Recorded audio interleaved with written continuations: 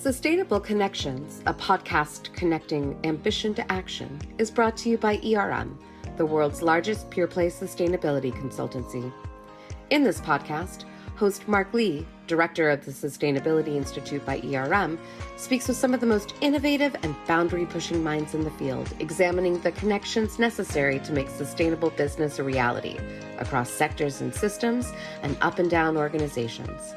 Topics cover the breadth of the sustainability agenda, including net zero, nature positive, biodiversity, equity, resources and frameworks, and more.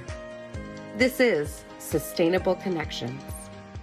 Hi, everyone, and welcome to this episode of the Sustainable Connections podcast. I'm Mark Lee, director of the Sustainability Institute at ERM and an ERM partner. I'm the host of Sustainable Connections, where we set out to talk to people who are kind of living the connections, partnerships, and collaboration that's necessary between people and organizations to tackle the world's biggest sustainability challenges. Today, I'm going to be having a conversation with colleagues from Affinity North and Stratos. I'm going to introduce my colleagues in just one moment, and we're going to be digging into questions of clean energy, indigenous rights, just transition, and self-determination. I'm really happy to have with me today Jordan Peterson, who is Gwich'in from the Northwest Territories in Canada. Jordan owns an indigenous consultancy and is the principal and chief disruptor of Affinity North. And we're going to hear more about that chief disruptor title in just a moment. I'm also with Michael Van Aanhout, who's a partner at Stratos, an ERM Group company. Michael's based in Ottawa, Canada. So both of my colleagues are talking to me from farther north today, while I sit here based in California. Jordan, I'd love you to extend your self-introduction, please. I know you've done so many things, actually, and there's a host of titles you kind of could have chosen from. So I'd love to hear more about Affinity North and the disruptor and disruption that you cause, and then about some of the other things you do and hold as well. Thank you, Mark. So my name is Jordan Peterson again. I'm former Deputy Grand Chief of my nation in the Northwest Territories, which is a land claim body, and we have 4 communities of Inuvik, Klavik, Sigay-Chik, and Fort McPherson. And coming back to the Chief Disruptor title, it really, for those of you that know me and people that know me, it's something that I believe is necessary in today's world. We cannot sit idly by with the status quo when it comes to our environment, when it comes to our leadership, and when it comes to the relationships we build. And being able to disrupt that status quo is foundational to who I am. Sounds good. And Jordan, you mentioned one thing that our audience might not understand, which is, what does it mean to be a land claim body? Yeah, so there's a number of different ways that Indigenous people have organized themselves or have been colonized here in Canada, and a land claim organization and nation is that our nation came together along with other Dene people in the Northwest Territories from the 1940s to the 1990s, and we wanted to ensure that we had a voice in the say of what happens in our backyard, what happens to our environment and our land. And we ended up negotiating a land claim agreement, a comprehensive land claim agreement with the Crown, represented by the Government of Canada. And that ensures that we have a equal say in co-management and in the management and the affairs of our people and our communities. Great. Thank you. Really helpful. Michael, want to give you the same chance to self-introduce and give a bit more background on Stratos and your role inside ERM now that Stratos has become part of the ERM group. Well, thanks so much, Mark. I have the pleasure of joining you, as you said earlier, Mark, from Ottawa, Canada, which is unceded Algonquin territory, and has become our practice here in Canada to acknowledge the land on which we live and work together and move towards a sustainable future. As you mentioned, I'm a relatively new partner in ERM. Our company, Stratos, joined ERM and became an ERM Group company in November of 2021. Prior to that, I was the chair of Stratos. And Stratos was a boutique consultancy established in 2000. here in Ottawa. And I will say, with a nod to Mark, we modeled ourselves on a firm in the UK called Sustainability, and we feel privileged to be part of the same family now, working together as ERM Group companies. Right from the beginning, Stratos sought to operate at the nexus of government policy, corporate sustainability leadership, and community, and in Canada, increasingly Indigenous governments and leadership. And so that took us from working in the policy sphere here in our national capital to moving to the regions as sort of the sustainability agenda evolved in this context, working in the energy and other natural resource sectors, and into the north. And I think we'll have more chance to talk about that, but it was in that context that colleagues and myself got a chance to start running into Jordan and starting to work in the same spheres that we'll be exploring more.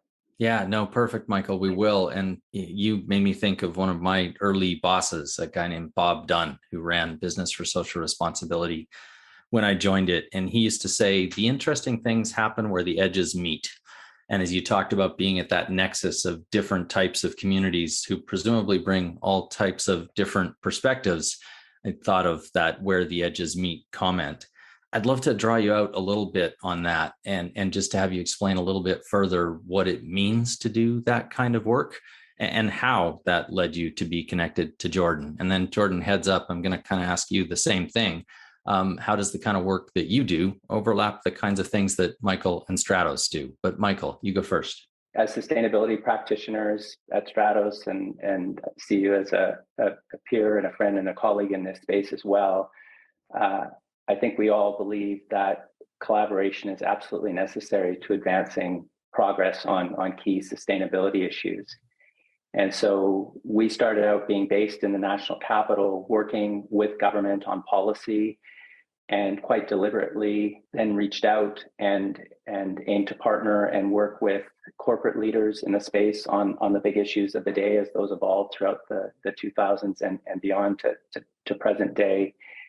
And I'll say part of that trajectory took us from that sort of strategic policy lens to the ground, to the real world, and to the people that are impacted by or should have the agency or be making the decisions around how we approach these things. And so there's been an interesting trajectory for us, and you'll know, Mark, we use an expression at ERM about boots to boardroom, and at Stratos, we certainly felt we were comfortable navigating between those places, but increasingly, and again, this kind of perhaps provides the handover to Jordan, in terms of having real impact as sustainability practitioners in Canada, we felt we had to be operating in the ground in the real world with the people that were directly affected by the issues that we were working on. And it's been such a privilege. And as Canada has been sort of advancing on its reconciliation journey, and that's become a big part of our priorities and our mission as well, to start building genuine relationships with the people where we're working, and to learn from them and to work in partnership with them. So I'm sure we'll have more time to elaborate on that. But we find ourselves now in all of these interesting places, and I'll turn to Jordan, where all of these massive issues, challenges, opportunities are colliding: climate change, reconciliation, the clean energy transition. And the way that plays out is quite unique depending on where you are. And that's really become the place where we want to be working together with the people in those places. Great. Well, Jordan, let's have you pick up that handoff from Michael, and love to hear a bit more about how you work at that nexus, if indeed you do, where the edges meet, and how you would describe the work, whether it's a kind of similar framing as Michael or perhaps a bit different perspective as well.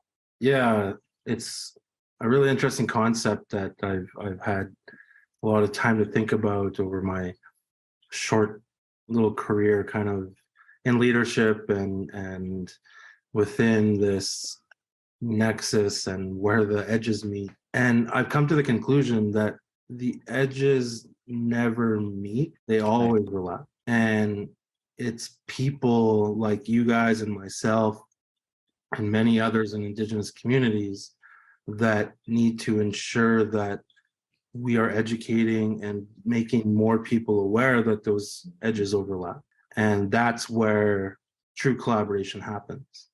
When we're able to find alignment with myself and someone like Michael, where our interests and our perspective on sustainability align, and how we collaborate on finding paths forward to be able to create more sustainability, but also coming back to the importance of stewardship. I know we're going to have a bit of time to talk a little bit about this, but I was at COP25, and after a long week and listening to all the young Indigenous people from around the world organizing and doing action and trying to educate our world leaders about what is so important to them, and that is stewardship.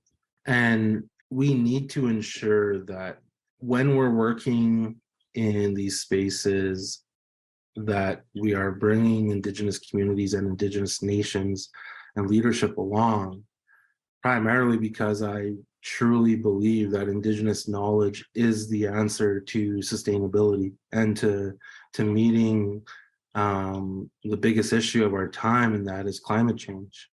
Whether that be through clean energy, whether that be through the principles and values that need to be input into the climate change agreements, and more importantly, the way that the values are incorporated into our everyday lives. And I see people like Michael and yourself, Mark, that maybe knowingly or unknowingly live those same values as my people and Indigenous people generalized across Canada and the world.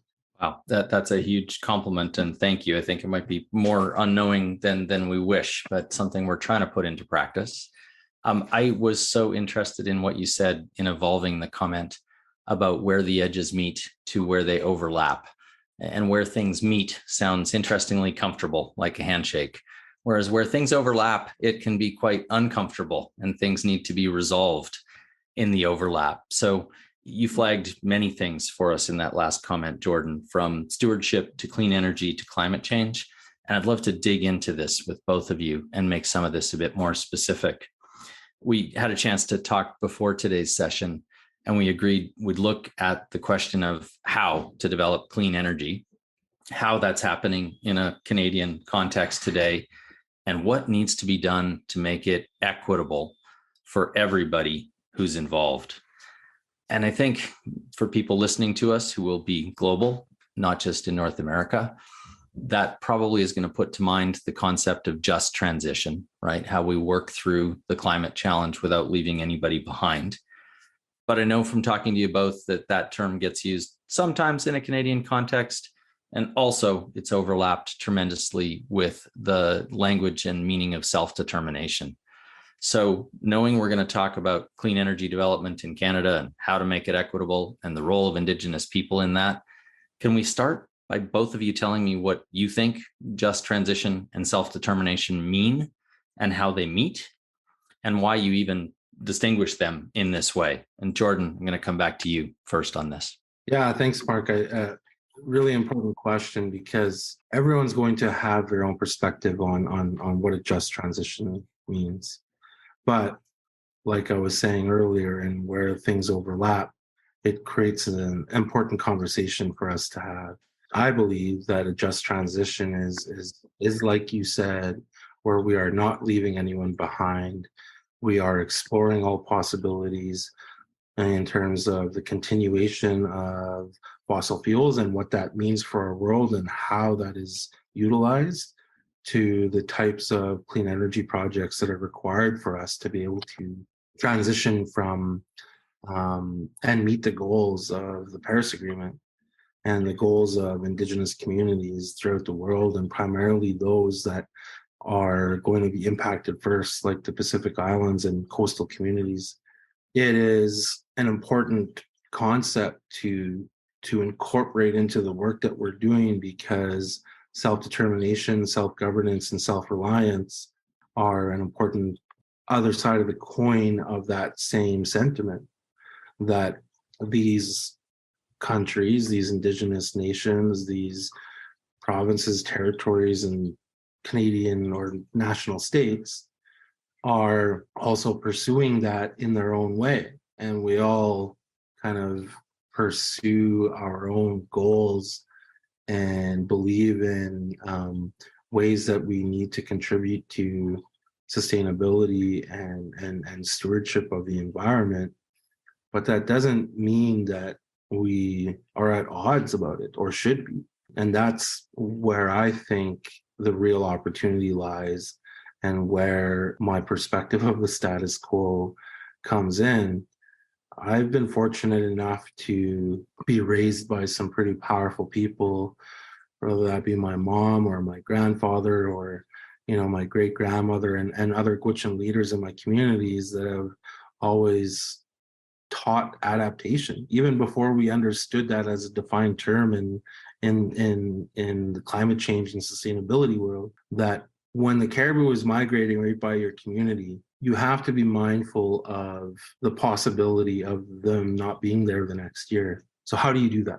How do you hunt sustainably to feed everyone, to take everything and not leave anything behind, to the way that the river jams up this year and didn't the year before, and what that means for fish, what that means for how we get out on the land and the extended spring breakup.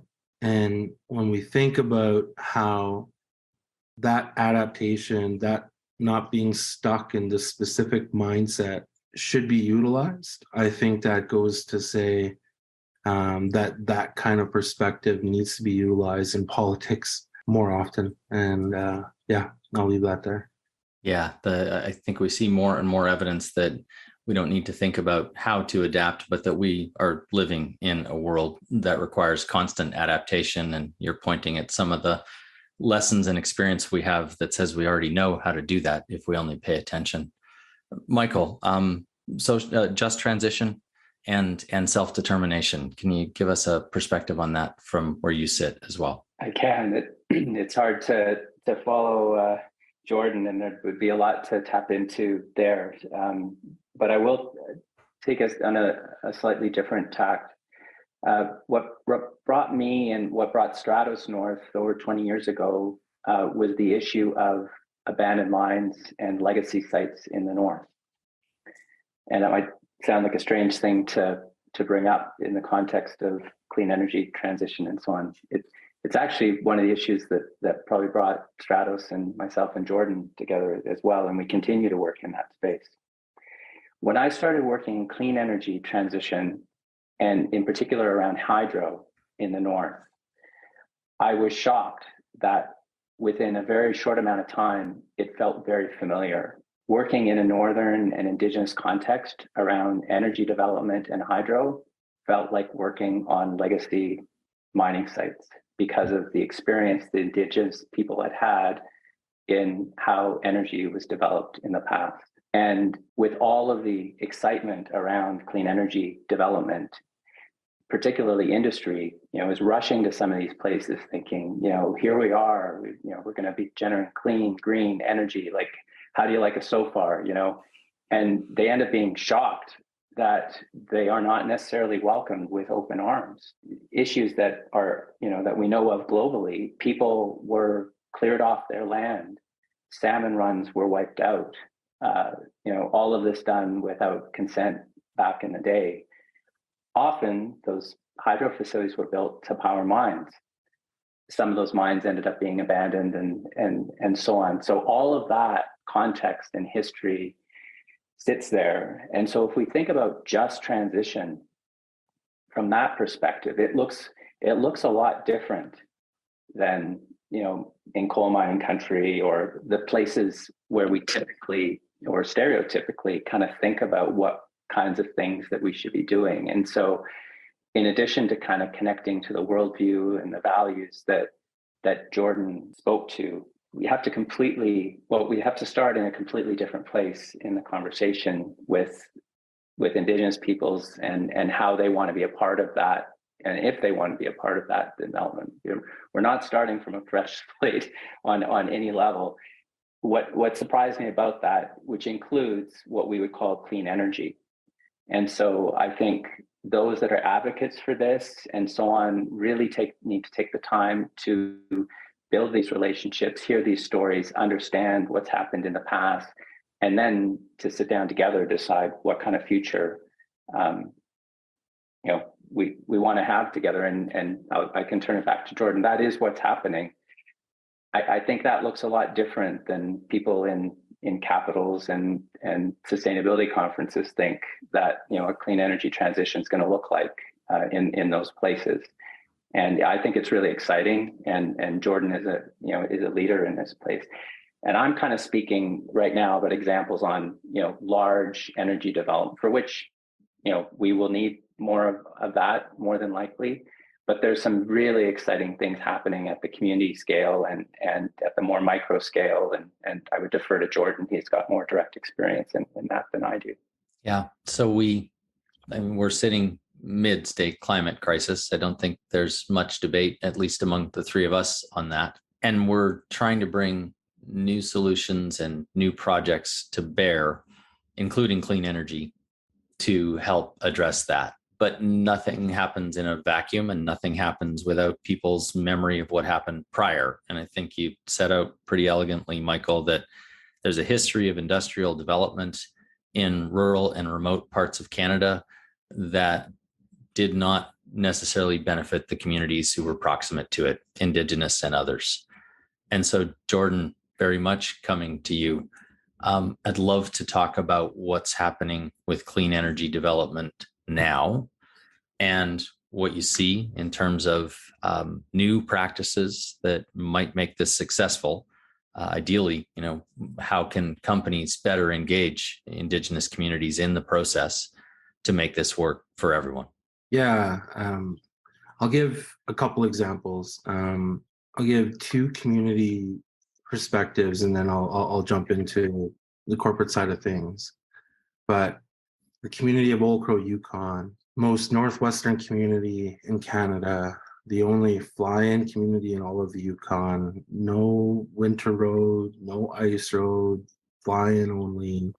Young people gathered wanting to continue the efforts of the values and the way that they have protected their lands. They have protected over 50% of their lands from development in terms of principles of stewardship and the way that they wanted to.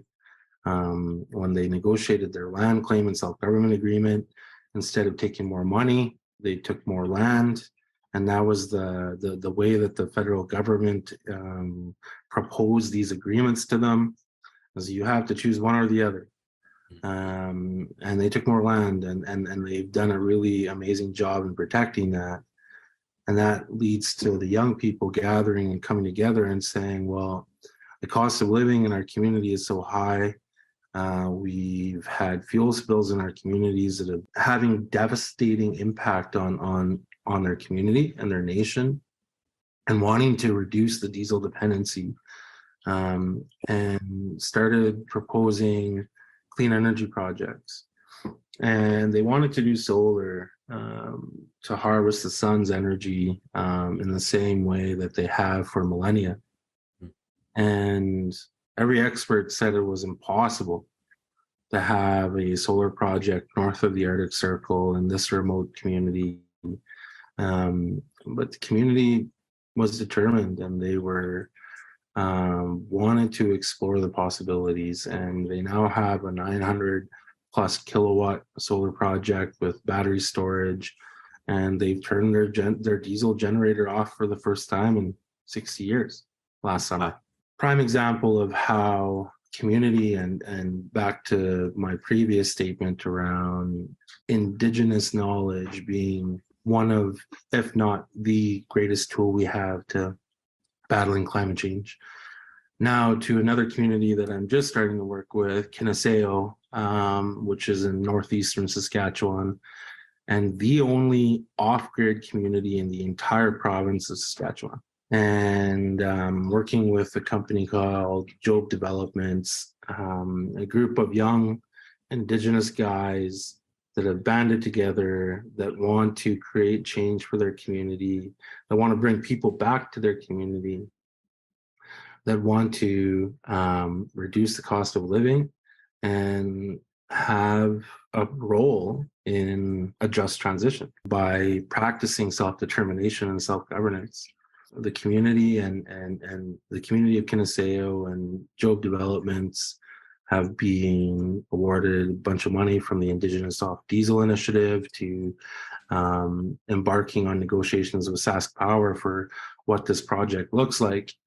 And I've been supporting them in building some strategies to be able to pursue that. And this comes back to where I see Affinity North's role and what we're doing in a just transition and not leaving anyone behind. And coming back to a bit of what Michael was talking about earlier, I was awarded a bunch of money from Natural Resources Canada last fall to design a Indigenous negotiations program for communities that are in the climate leadership and clean energy space, so that we can have more community negotiators negotiating on behalf of their nation, on behalf of their community, and not being left behind, that there's ownership, that they have a role in a just transition, and it not being just about oil and fossil fuel workers not being left behind,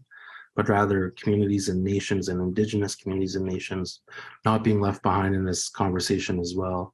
And I think if we use just those couple examples, and the amount of news that has come out over the last year, 2 years about Indigenous nations leading the clean tech sector in all of Canada, it is the example of how northern, remote, rural, and Indigenous communities have come together to lead clean energy projects for their community so that they can ensure that they are participating and they are giving back to the goals that we need to meet for not just the Paris Agreement, but for all future generations.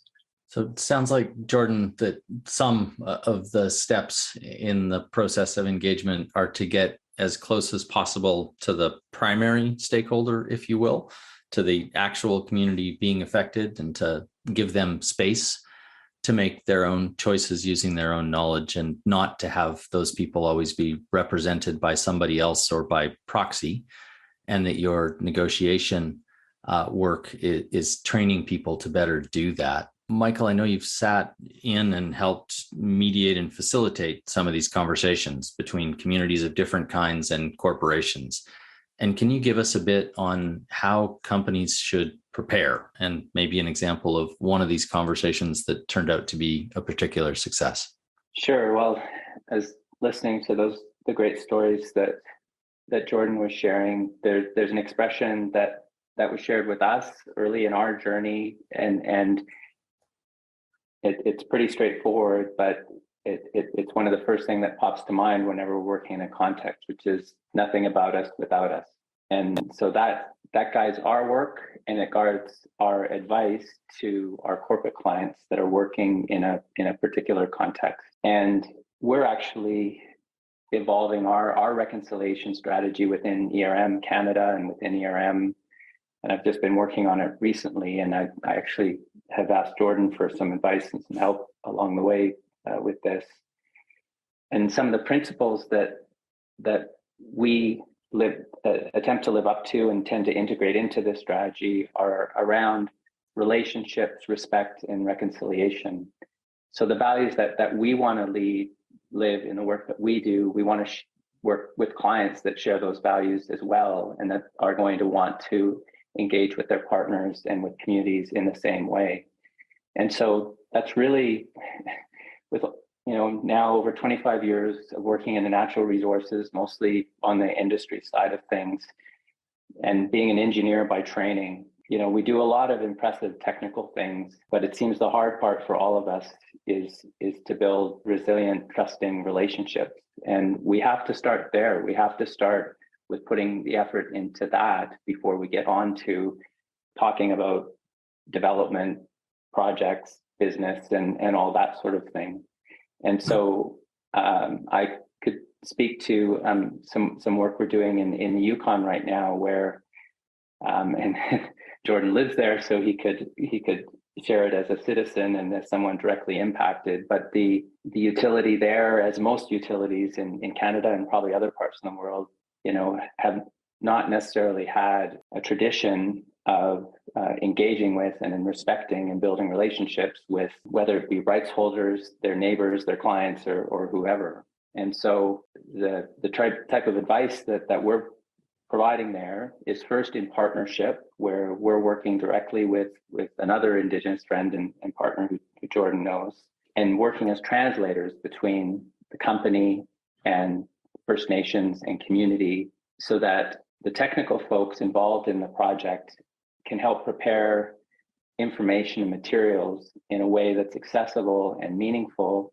to communities, and at the same time creating the space and the time so that they can hear the stories, the concerns, and the aspirations from those partners that they're working with, so that those can be taken into consideration.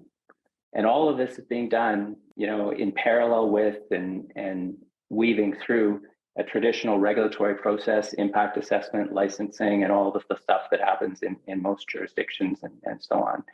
So we can dig into that in more detail. And I know they're just words, but they're pretty profound. Like relationship and respect and reconciliation in a Canadian context, I think, is where if you want to be a true partner and do things in a good way, that's where you need to start. And that's, we're aiming to work with companies that want to approach things that way.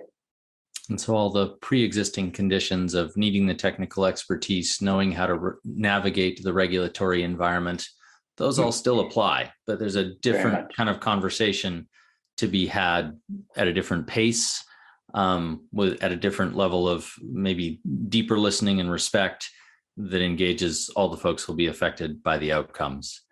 And Mark, if I can respond to that, the regulatory process is a project. Like, it has a start and an end.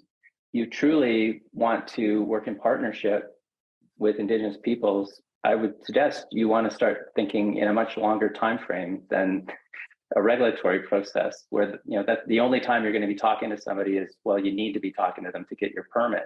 Is you need to be building a genuine relationship way in advance of that, and continue the relationship after that, because you will have made some commitments and created some expectations. And unless you deliver on those things, we kind of all know what that looks like, because that's a pretty typical cycle for the way that a lot of folks operate. So continuous relationships, occasional projects might be a way to sum that up. Jordan, I'm going to steer back to you, and our time on the podcast has kind of flown by as it tends to do. So love to maybe come to some lessons that people can take away. And, our audience and the ERM client base is largely in the private sector. So I wonder what you'd have as almost advice for companies. What more is needed? Is it policy? Is it skills? Is it money? Is it time for organizations and communities to do this work most effectively going forward? I think from the private sector government side of things, working with Indigenous communities, my biggest piece of advice would be to learn collaborative development principles and systems thinking. And if you learn that, you'd have an easier way and would be able to relate more with Indigenous peoples, because primarily that's how we see the world, is the different relationships, by ensuring that no one is left behind. And I really honestly believe that, because I've seen it work. I've seen it work where a community and a corporation are at odds because they did not know how to communicate with each other. Like Michael saying, they didn't have a translator. And if you can all agree on what the issue is, or if you can define the issue together, then you have ownership. And that creates a lasting relationship where you're both not just meeting at the edges, but overlapping and finding connection to how you can work together moving forward.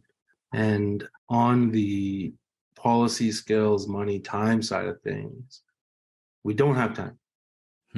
We really don't. The IPCC released their summary yesterday. It's pretty clear. It is pretty clear we do not have time. We need money. It's a $5 trillion transition in North America alone to where we need to go. We need transition of skills in every sector. But more importantly, I think, is that there needs to be a deeper, much deeper investment in research and development on clean energy technologies, not just in Canada, not just North America or the G7, but every single jurisdiction, community on planet Earth. There is no other way. There really isn't, if we are talking about sustainability, stewardship, and the future of this planet. Actually, no, not the future of this planet, the future of mankind, because our issue is that we think we matter that much. So a lot there stemming from systems thinking and collaborative development approaches or principles. I think many people on the other end of this conversation listening will maybe even have been trained formally in systems thinking, and that'll be automatic. But some of what you had to say about what a collaborative approach to development means will probably land as new. And then putting that in the frame of urgency, of course, we're telling people they need to listen more, be more patient while running at the pace of a crisis. And that doesn't mean we don't do it. It just means the challenge is enormous. Michael, I want to give you space for an outtake and advice to companies trying to meaningfully engage here as well. Again, it's hard to follow Jordan's wise words. I think I will reiterate what I said earlier. There can be a disconnect and a big distance between the boardroom and where the decisions made in the boardroom actually take effect. And I think my advice to the companies that we work with, or the companies that are looking to work in this context, is they need to shorten that distance. Directors of companies that are going to impact Indigenous peoples, that are going to be working in these places and communities, need to better understand and need to start forming their own relationships. And maybe you need to look at the makeup of who's sitting around the board table, so that those voices might be heard there. At the executive level, similarly, something I observe in many places is that people who are successful cycle through and move up the chain very quickly, and they're amazing leaders, and of course, should be rewarded for their success. But when we're talking about long-term assets, and that the impacts that the folks that are on the ground next to those assets aren't going anywhere, seeing executives cycle through on a regular basis and not maintaining those relationships and trust gets in the way of achieving the things that we set out to achieve in the beginning. So I think that going from the boardroom to kind of the executive and leadership level, and then to the operations and project level, building genuine relationships, connecting on a human level with the people that you're working with. And in a Canadian context, whether it's done formally or informally, as an organization, as a team, as an individual, starting your own reconciliation journey, making some friends, hearing the stories, that we've got a long ways to go here. And that may sound like, how do you connect that with urgency? The only way we're going to get there is if we build trust, and things go at the speed of trust. And so I really think that investing in those relationships to build trust from on the ground all the way to the boardroom is the way that energy companies, natural resource companies will be able to be more successful in this transition. In fact, I don't know any other way that we're going to be able to do this. I think at every level of our lives, right? When you're under pressure, if you're working with others, the only way to succeed under that pressure is to have trust in the people you're on the journey with. And just tying together the headlines of the summaries that each of you gave, Jordan, your comments on systems thinking and collaborative development principles, Michael, it's a bit crudely boiled down, but I heard you say that organizations need to give more time to developing the appropriate competence. We're now testing the climate competence of board and executive leadership in ESG ratings and otherwise. It sounds like we need an almost community engagement, indigenous knowledge, conversation competence there as well, and then consistency. That the very nature of how we promote and move people around in the private sector can sometimes be an impediment to maintaining relationships, and that we said relationships have to be forever and projects are occasional. So have to overcome that as well. Hey, I want to say thanks so much to both of you for joining me today on Sustainable Connections. Jordan, Michael, real pleasure. I feel like we only scratched the surface. These sessions are not long enough, but hopefully a great introduction to the conversation of community engagement, the Indigenous role in just transition and self-determination, some lessons from a Canadian context for people wherever they're listening to us from. Thanks so much, and we'll close this episode here. To keep connecting and learn more about how ERM is shaping a sustainable future with the world's leading organizations, visit ERM.com and subscribe to the show on your platform of choice. To learn more about the Sustainability Institute, visit sustainability.com. And be sure to join us for our next episode.